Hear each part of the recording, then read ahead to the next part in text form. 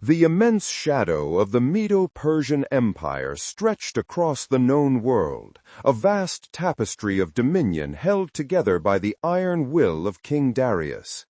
In the bustling administrative heart of Babylon, a city built on ancient pagan pride and now governed by foreign rulers, the air was thick with the scent of ambition and the subtle, perpetual tension of displaced peoples.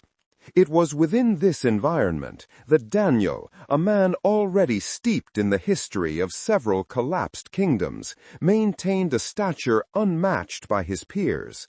He was not merely a government official.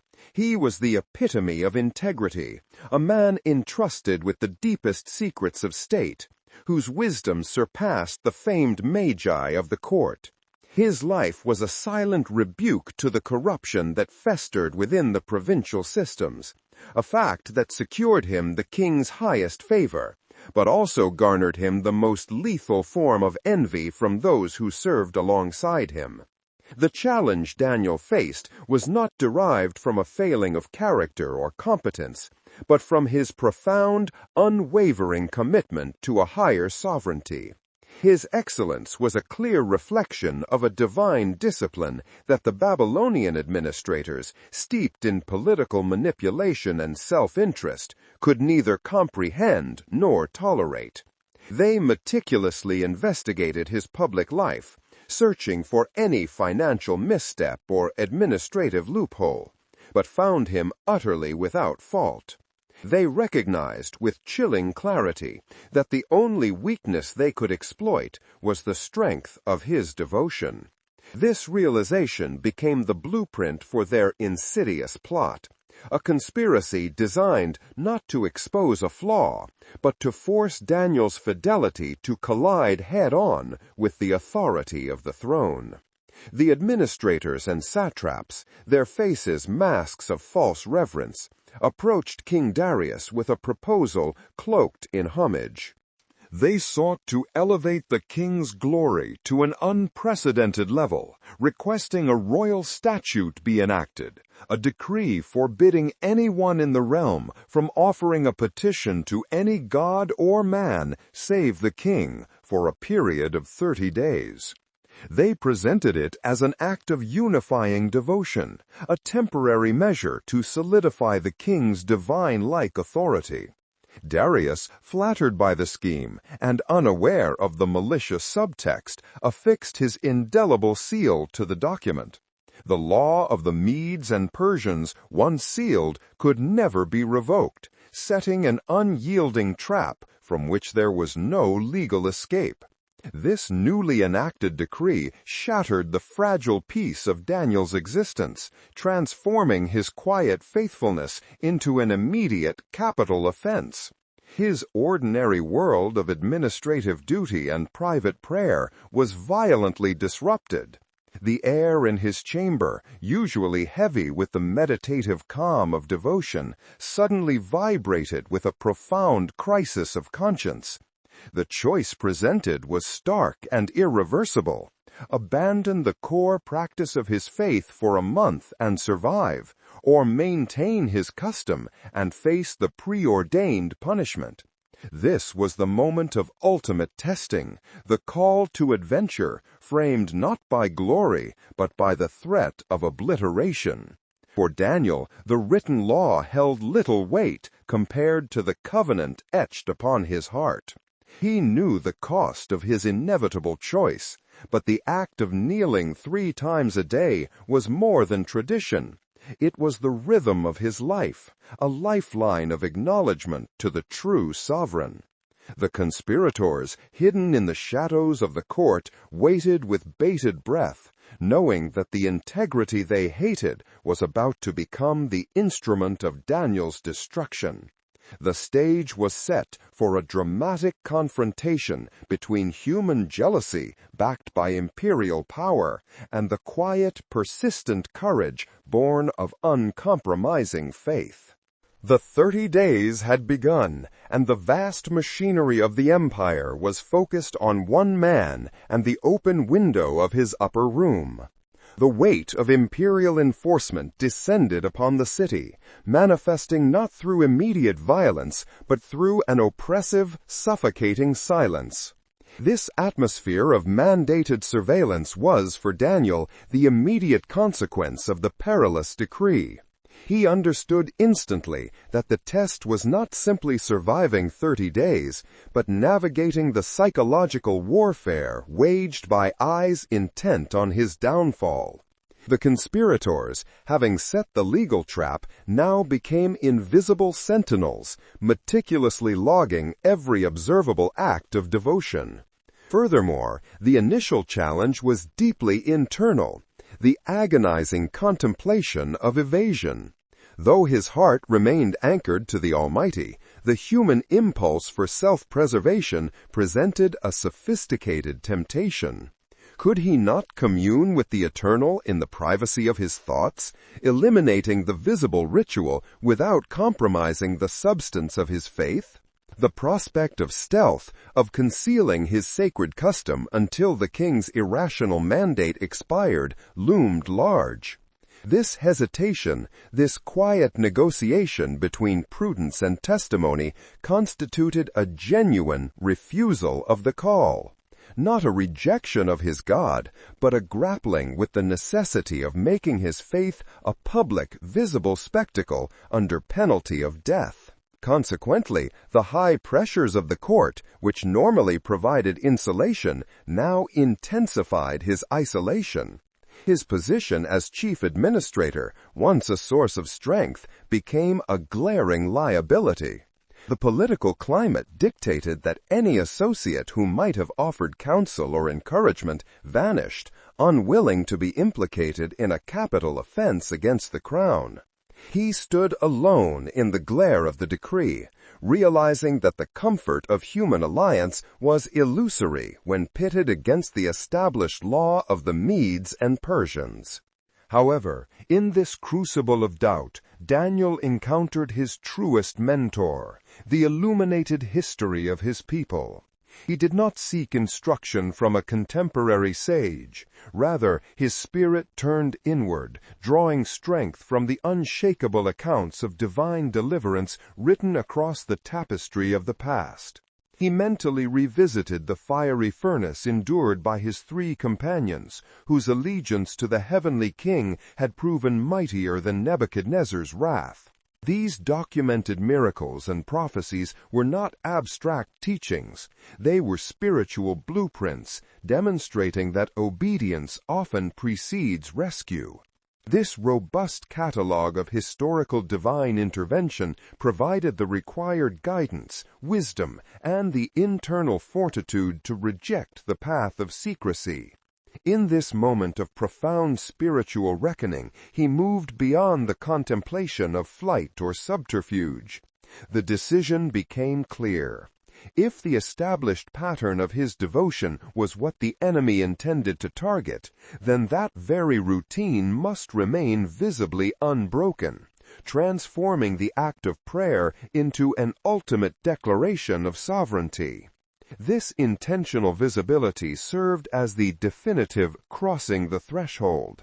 By opening his window facing Jerusalem 3 times a day, in the full knowledge of the immediate danger, he committed fully to the perilous adventure. He stepped decisively from the realm of personal safety into the domain of prophetic testimony, understanding that his life was no longer merely his own, but an illustration of uncompromising fidelity to the living God, regardless of the consequences codified by earthly decree. His commitment solidified, moving the narrative from inner struggle to inevitable confrontation.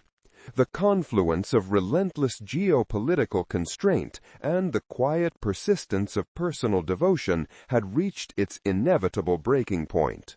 Drawing these divergent strands together, we witness a singular moment in history where human malice, codified into immutable law, served merely as a high-contrast backdrop for the illumination of steadfast principle.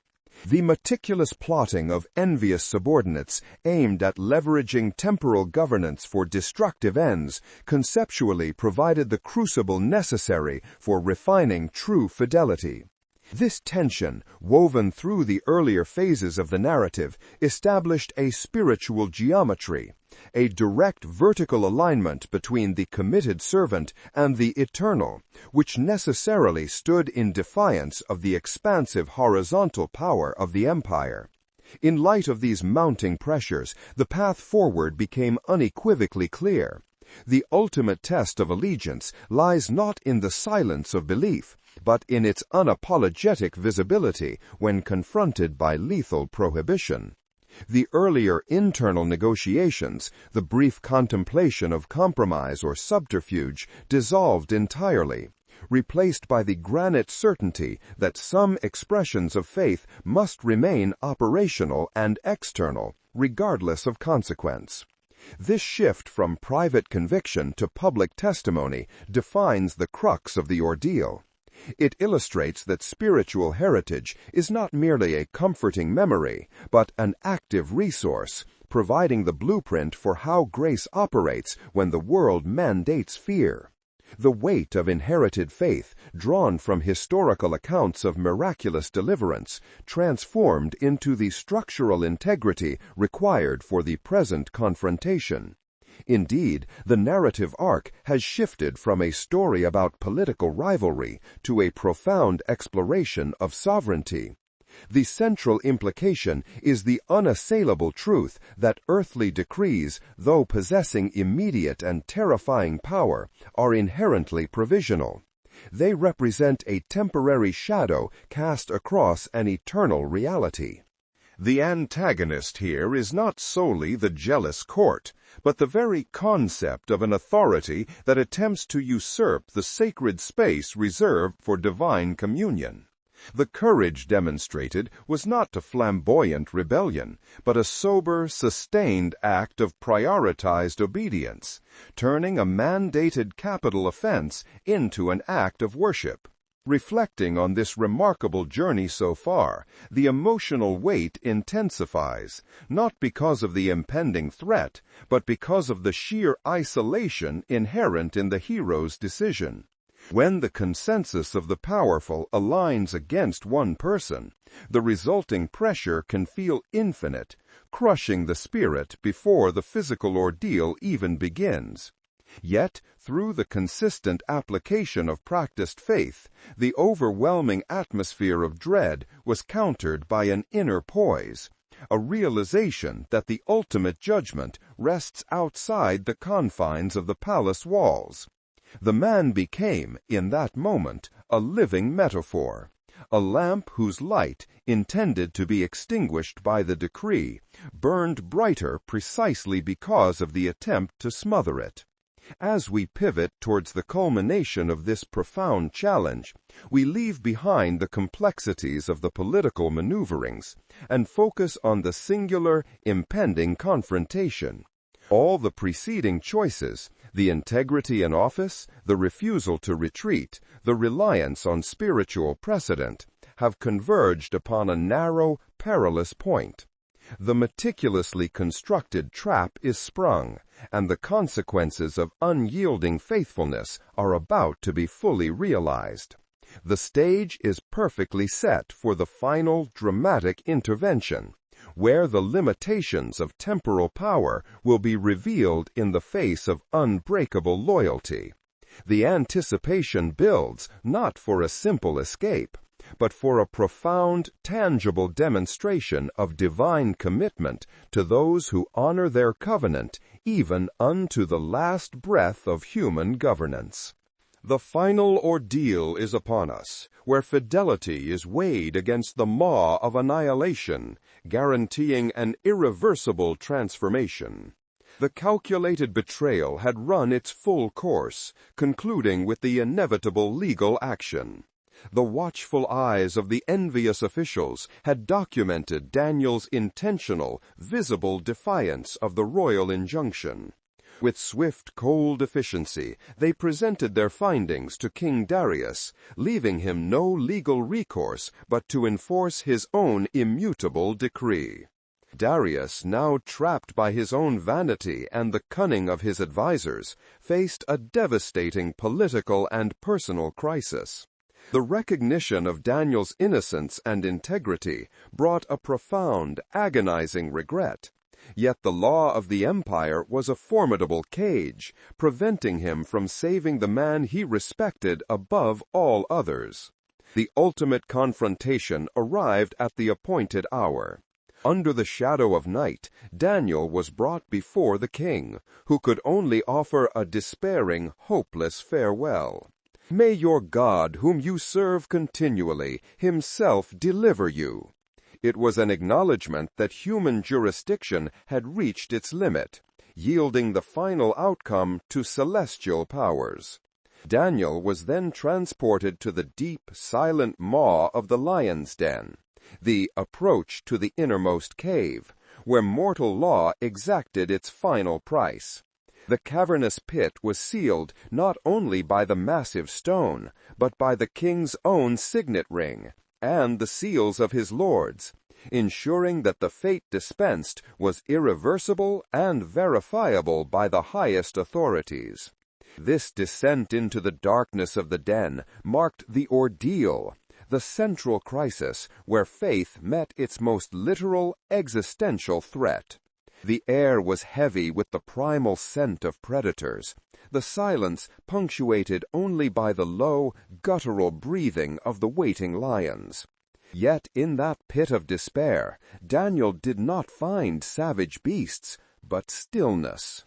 The divine hand, having orchestrated the events leading to this definitive test, now manifested a quiet, absolute protection. An angel was dispatched, its presence an invisible, absolute barrier between the man and the beast's instinct. The lions, instruments of imperial justice, were rendered inert, their jaws miraculously shut. The night was long and torturous for Darius, filled with the self-reproach of a monarch whose ego had sentenced integrity to death. Sleep and nourishment were impossible. The seal on the den was a constant reminder of his fatal error. But for Daniel, the night was a vigil, a quiet testament to the enduring presence of the eternal amidst the darkest earthly confines. He had faced the final terror and found, instead of death, the tranquil presence of his deliverer. With the first light of dawn, Darius rushed to the den, his voice shaking with a fragile, desperate hope. He cried out, questioning if the God Daniel served had indeed been powerful enough to rescue him. And from the depths of the pit, a voice, calm, steady, and alive, answered.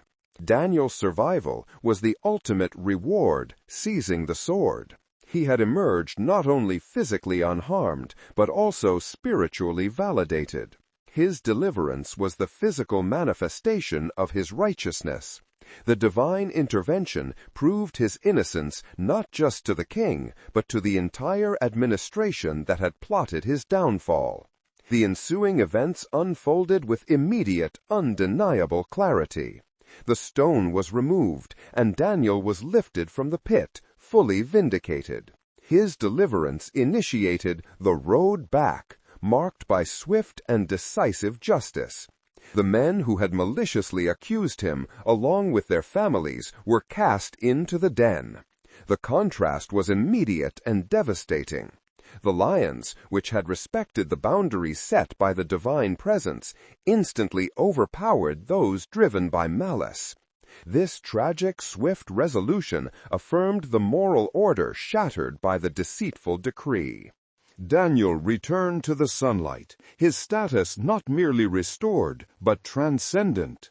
He walked back into the ordinary world of the court, forever changed, carrying the palpable evidence of divine favor. Daniel's return to the court was a quiet resurrection. His trial had served as the ultimate test, transforming him from a trusted advisor into an undeniable prophetic figure.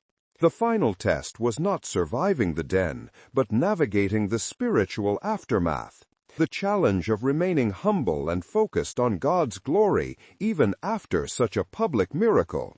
His life after the den was a continued demonstration of enhanced spiritual maturity, a deeper commitment forged in the fire of near annihilation.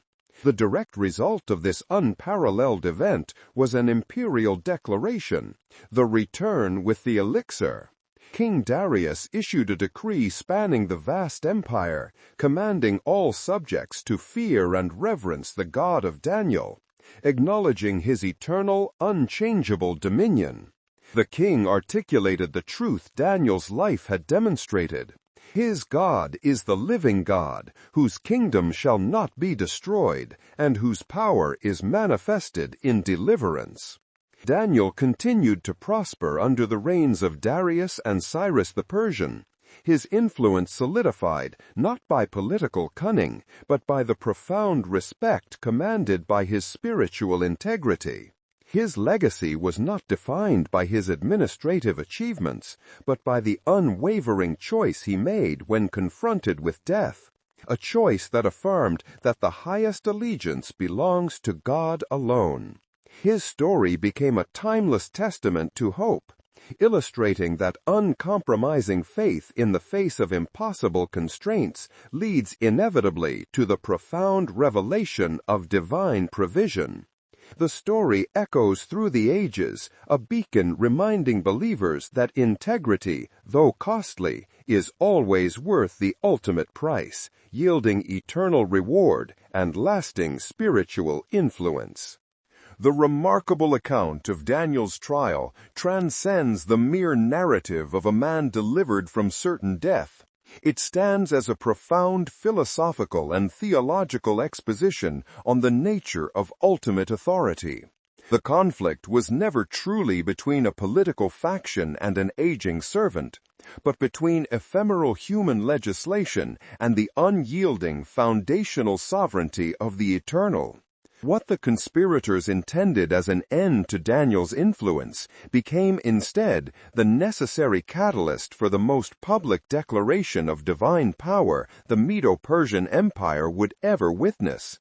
The strength that sustained Daniel was not born in the moment of crisis, but forged in the consistent private architecture of his daily devotion. His habit of kneeling 3 times a day, maintaining a deliberate and visible posture of prayer towards Jerusalem, represented an established spiritual priority. This unwavering routine transformed his custom into a covenantal shield. The miracle in the den was merely the spectacular manifestation of a loyalty that had already been tested and solidified in countless moments of quiet faithfulness. By rendering the ferocious lions docile, the divine intervention did more than spare a life. It unequivocally validated the integrity of the servant and publicly established that human laws attempting to commandeer the soul's deepest allegiances are ultimately powerless. The irony of the ordeal lies in the complete inversion of freedom. King Darius, though seated upon the imperial throne, was morally and legally imprisoned by the irreversible nature of his own sealed decree, finding himself incapable of exercising mercy. Daniel, conversely, was physically cast into the deepest confinement of the empire, yet his spirit remained unfettered, dwelling in the perfect liberty of obedience. His experience reveals a timeless paradox, that true freedom is not found in the absence of constraint, but in the deliberate selection of the highest master. When the world demands subservience and fear, uncompromising reverence provides an inner sanctuary that temporal power cannot penetrate or destroy. The legacy of Daniel's night with the lions reverberates far beyond the historical resolution. It provides a spiritual blueprint for navigating all eras where faith is challenged by coercion or cultural pressure. The story underscores that the greatest triumphs of faith often occur not through open rebellion, but through quiet, sustained adherence to divine command, transforming mundane acts of worship into monumental acts of testimony. Darius's subsequent decree, mandating the recognition of Daniel's God across his vast dominions, serves as the ultimate proof. The political power that sought to crush Daniel ended up becoming the instrument of his God's worldwide proclamation. This enduring narrative offers a powerful and necessary insight for reflection. Every life faces its own metaphorical den, a place where professional ambition, cultural expectation, or personal fear attempts to muzzle the clear voice of faith. The preparedness for that pivotal moment does not come from last-minute fervor, but from the daily, uncompromising commitment to spiritual integrity, the persistent habit of kneeling, metaphorically and literally, before the true King. The integrity that survived the lions was simply the integrity that governed the court. Thus, the ultimate implication remains: the power of belief is measured not by its volume in times of comfort, but by its visibility and tenacity in times of lethal prohibition. The true practice of unfaltering allegiance begins now, in the routine choices that preempt the crisis, determining beforehand whom we will serve when the final stone is rolled into place.